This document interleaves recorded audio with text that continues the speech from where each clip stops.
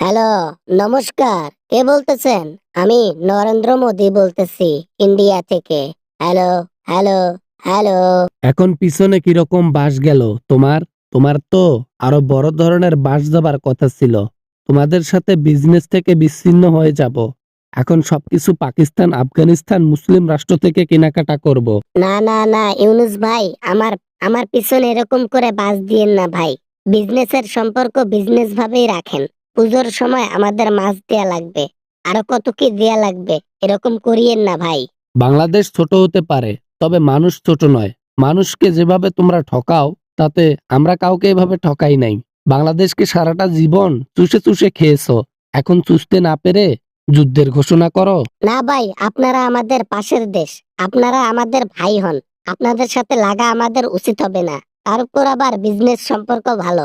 হাসিনা যাওয়ার পর থেকে মাথা সেন্টিমেন্টাল হয়ে গেছে, তাই ভুলভাল বলি। ভারতের লোকজন নাকি বলে আমরা নাকি ভারতকে ছাড়া চলতেই পারবো না, ভারতের পণ্য ছাড়া চলতে পারবো না, আমাদের দেশের লোক নাকি ইন্ডিয়াতে চিকিৎসা নিতে পারবে না।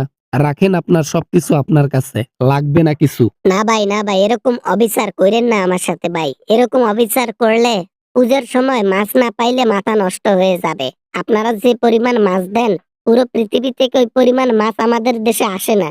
তাই প্লিজ মন খারাপ করিয়েন না, আমাদের সাথে সম্পর্ক ভালো রাখুন। স্বৈরাচারের সম্পর্ক কখনো ভালো মানুষের সাথে হইতে পারে না। আপনারা স্বৈরাচার। আপনারা বাংলাদেশটারে সারাটা জীবন চুষে খেয়েছেন, বাংলাদেশটারে ধ্বংস করে ফেলেছেন। ইন্ডিয়া মনে করছিল যে ইন্ডিয়া মনে হয় বাংলাদেশের জন্য ভালো, কিন্তু মোটেও এমনটা নয়। ইন্ডিয়া উপর দিক থেকে ভালো, কিন্তু পিছন দিক থেকে বাংলাদেশের অর্থ সব খেয়ে ফেলেছে। হ্যাঁ ভাই, এটা আমরা আমরা ঠিক করি নাই। হয়তো হাসিনা ছিল বিদায় আমরা তাদেরকে হাতিয়ে আসলে বাংলাদেশটারে ছিন্নভিন্ন করাই ফেলছি।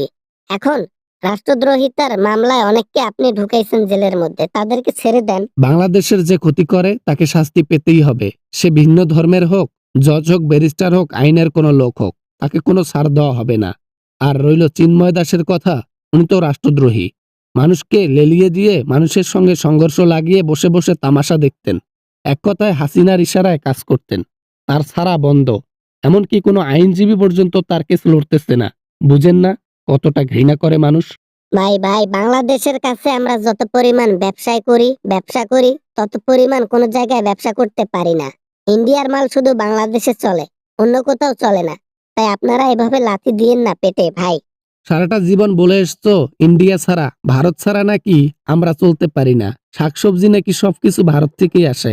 এবার দেখবো ভারত কিভাবে আমাদেরকে শাকসবজি দেয় আর আমরা কিভাবে বেঁচে থাকি, দেখা যাবে। ভাই ভাই, ক্ষমা করে দেন ভাই, ক্ষমা করে দেন। পুজোর সময় মাছ না দিলে মরে যাব। এই মাছ সাপ্লাই করতে না পারলে পুরো ইন্ডিয়া পুজোর সময় কিচ্ছু খাইতে পারবে না। ইলিশ মাছ বাংলাদেশে যে পরিমাণ আসে বাংলাদেশ থেকে, ওই পরিমাণ ইলিশ কোথাও হয় না। এখন নত হলেও আমাদেরকে ইলিশ মাছ দিতে হবে। শাকসবজি যা আছে, আলু, মরিচ, পেঁয়াজ, চিনি, দুধ, কলা যা আছে, A to Z যা লাগবে পাকিস্তানের কাছে নেব। আগে তো ভাবতাম পাকিস্তান আমাদের জন্য শত্রু, কিন্তু না। মুসলমান মুসলমানের কখনো শত্রু হতে পারে না। একমাত্র বিপদে মুসলমানের পাশে দাঁড়াতে পারে।